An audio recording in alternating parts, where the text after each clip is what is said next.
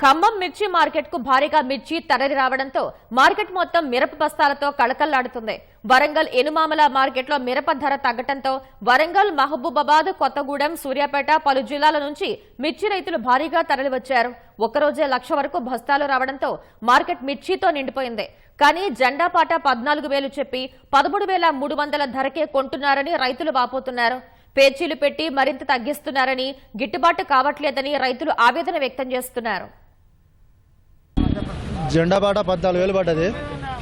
ఈ కొనుగోలు వచ్చేసి 32, 31, 33 హైయెస్ట్. ఇక అంతే ఉన్నది, రేట్ ఏం లేదు. ఇక రైతులకు ఏం లేదు, ఇక దానికి సరిపోయిన కూళ్ళకి భూములకు ఏం లేదు. ఇక అవి తీసుకుపోయి కూల వాళ్ళకి ఇచ్చేయడం, మందు పురుగుల వాళ్ళకి షాపుల వాళ్ళకి కట్టడం అవుతుంది. ఏమున్నది పెట్టడం, మిర్చి పెట్టడం వేస్ట్. ఇక అయితే లాస్ట్కి కాటాగా వచ్చేసరికి 12,200 అడుగుతారు. మహా దారుణంగా దోపిడీ చేస్తారు. గవర్నమెంట్ పట్టించుకోవట్లేదు, రైతులు ఆగమయ్యారు. నేను ఒక 20 బస్తాలు తెచ్చిన, కూలీలు కూడా సరిపోదు ఆ డబ్బులు. ప్రభుత్వం మాకు న్యాయం చేయాలని మేము అడుగుతున్నాం. ఇప్పుడు 20 బస్తాలు తెచ్చినాం, రేటు 13,000 పడ్డది. నీవుడు 21,000, 22,000 అమ్ముకున్నాం. ఇక దానికి మందులకు కూలీలకు సరిపోయింది. మేము వృధా ఇన్ని రోజులు చేసిన చాకరీ అంతా ఇది అయిపోయింది. అసలు మందులకు బాగా రేటు పెంచారు. ఇటేం లేదు, రైతు బంధు లేదు, రుణమాఫీ లేదు, ఏం లేదు.